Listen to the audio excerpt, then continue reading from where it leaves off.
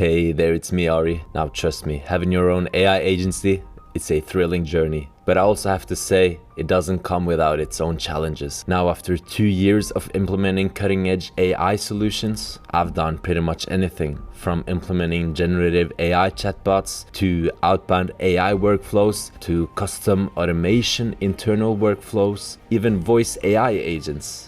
I've done the races and been through most of these things. Now with this being said, I would like to say that I've learned a thing or two. So today I wanted to share 5 critical lessons that I have learned and I wish someone had told me before I started doing this. Now these are key insights, not just tips that are useful, but in reality could be game changers for you. So if you're ready to fast track your agency's growth, here's what I wish I knew. First things first, we gotta specialize in one solution because there are a vast majority of different solutions and implementations that you could provide value towards. Now, as I said, I've tested and trialed different services within different niches around AI implementations, and I can hand on heart say that you cannot be a jack of all trades when starting off. You gotta double down on something. Because how can you actually provide value and understand the business fundamentals that you can change without even having any clients or prior experiences or whatever stage you're at in your own agency or your own journey? How can you actually provide value to other companies? Well, it comes down to being an expert, a differentiated choice, an authority given within a specific solution, in most use cases to a specific niche as well. This is how your offer really stands out. This is how you thoroughly find product market fit to your ideal customer profile. Because as I'm saying, the AI landscape is vast, and even though it's growing daily, it's more than enough of clients out there that we all can service. So don't have the FOMO thinking about the next solution, seeing this next trending thing, whatever it is. Stick to something that feels genuine, that you have actually curiosity towards enhancing your own skill sets and expertise. That's how you actually can sign clients. Because I see so many people try to do everything, and that's me included. As I'm saying, you have to really dive deep into a specific solution. As these examples say, whether that's being AI chatbots that you implement, that could be 24/7 digital assistants. It could correspond to conversion rate optimizations on your e-commerce store. It could be custom tailored voice agents, whether that's for inbound calls, whether that's outbound calls after generating inbound leads, whatever the use case is. Dig deeper into the best one that's the most right and fitting, tailored towards your ICP. With AI-driven workflows, this one is more difficult to actually sell hands-on because it's not productized, or you kind of have to get inbound calls first and have to hop on, say, the first introductory call to further understand the fundamentals of their company and how you can make operations more efficient. So I wouldn't advise just starting directly on this one. It's gotta be something much more tangible for them. Okay, so as you understand, the first one, specialize in one AI solution, test that out, get word of mouth on that, get hands-on experience, but also get the confidence within yourself to know that you can provide results within this specific solution. That's my number one advice for everyone out there. And this kind of just builds upon the topic that I am going towards, and that is that you gotta sell your expertise, not just your AI solutions. I'm gonna tell you a fun story actually, because I was initially just selling my AI solutions, saying that it will kind of just do everything for you. This is not the way, I promise you. Because AI in its own right is just a supplement. It's a tool as of now, but it needs a skilled operator. It needs someone that actually can train these up. So as it says here, you are the manager. I like to compare AI with football. Now you might be thinking, what do you mean by that? Well, this comparison actually becomes reality in the sense that AI, they are the players. They're the ones on the pitch doing the groundwork and getting you the results. But it doesn't happen without the instructions, the prompts, the details, the scenarios, the if not workflows, whatever it is, that comes by the manager. which is you. You are the manager. And your players, even though they do the work, if you lose, if you fail, whatever it is, it comes down to you. But also if it goes well, you gotta take the results upon your own chest. Because just saying that AI will do everything for you, it's not the way to go. It's not even reality. You gotta sell your expertise and say that AI just helps you actually fulfill your expertise, okay? So many people just say that AI does the work for you. This is not the right use case, because ultimately you just depreciate your own value. You gotta big up yourself, my guy. That's the truth of it. Now, furthermore, this again just builds upon my previous point. Here I want to pinpoint that AI supplements, not directly replaces humans. So you gotta focus on the efficiency part for sure, and the delegation and the hands-off system part. Don't mistake me. But don't start off by promising job cuts or just completely taking off your hands. Instead, thoroughly emphasize how AI can enhance team productivity. Pinpoint how, let's say, your SDRs can now convert at a bigger, higher rate. They can do more of the prioritized, results-driven work rather than doing the manual, ground-working tasks. Now this AI can do for you, but it will not replace the best in your team, okay? So use it as a supplement to drive sustainable growth and efficiency and crush your OKRs or KPIs. Don't say that AI will just replace your employees, because this often creates a stigma around depreciating the initiative of your workers. But it also kind of triggers the ego of business owners, in my experiences, because it's such a bold claim and the technology is not completely there as of now, okay?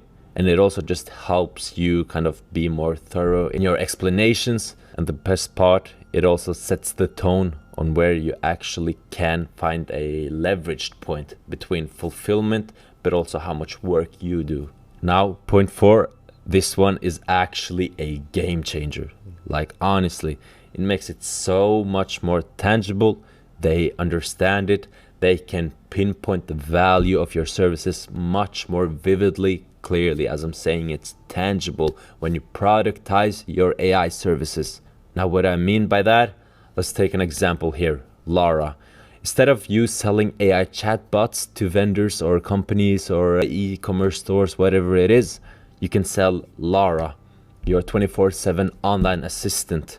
Instead of selling outreach, you can sell Marcus, your prospect outreach agent. Now, what does this mean for you as the business owner? Essentially, it means that you have kind of productized your services, so your delivery on your end, it is much more seamless and forecasted, because you kind of already have something built that you first and foremost can showcase. But you also, in the sense, have a much clear blanket, or I should say template to work from, because you understand your product in and out, or I should say you understand your service in and out so much that you have actually productized it to them. Now, for the companies, for the buyers, for the merchants, whatever, as I'm saying, it's much more clear. They feel that they are buying something which they truly understand, and it's something that just kind of fits much more accordingly to them. Instead of you just pitching this 50-step workflow, try to make it as humanized as possible. It just makes a much more easy close, but also helps with your delivery. This is a really game-changing advice that has helped me really cut out the noise in my outreach and get better response rates as well as clearer conversion rates, because people actually understand what I'm trying to sell them. And of course, AI is rapidly growing, but these solutions, they kind of become more valuable over time, because we're still in the early adaptation of AI. The craziest part is like 50% of people worldwide don't even know about ChatGPT or use it. And of course, our solutions are way deeper than just custom GPTs or whatever, but it's built on language models. So we got to sell the future of AI, not just the immediate benefit. We got to sell the long-term vision, okay? You can encourage your clients to embrace AI as an early adopter, so that they feel they can get actually a competitive advantage. And you also will pinpoint and demonstrate the long-term value of this, such as the ongoing continuity of actually updating your knowledge base, of seeing the results of your early implementations, of how you can actually become more efficient and deliver clearer, pinpointed results over time. But it also helps you with setting the right expectations towards your clients. The worst thing we can do is oversell our solutions and then ultimately underdeliver. When we sell the long-awaited but foreseen future advantage of AI and how you can implement today and start reaping the rewards, but in the long term, you will have a clear competitive advantage. As I'm saying, it will help you kind of stress down right now and ensure that your client actually believes in the long-term vision, but it will also help you to become better at the job over time, okay? So that you don't just churn and burn and lose clients and say that, hey, I will book you 325 appointments tomorrow, save your team 600 hours, increase efficiency by whatever. You get me, okay? This comes naturally over time. Think about an employee. An employee at a company, it has its own training and recruitment and ongoing uplearning phase, and it usually takes months and months before it actually starts providing ROI to the business. We got to do the same here, okay? Just because we're not a direct employee doesn't mean that we have to revolutionize their business overnight. It's a long-going adaptation period, okay? And it helps you build a long-lasting relationship with that company as partnerships, as growth efficiency partners. That's also a clear point. Now, of course, there are some common challenges that go further than just the product deliverability or offer creation or client acquisition, whatever. Actually successfully implementing AI chatbots. Now, actually understanding the accuracy and completeness of data directly impacts the performance of AI models. Inaccurate or incomplete data sets can lead to biased results and poor model performance. Since you have watched this far, I want to give you my playbook that helps you book 10+ meetings a week on autopilot. You can download the playbook for free just by accessing the top link in the description. It will give you a thorough understanding of automated outreach, meeting scheduling, but also automated follow-ups, okay?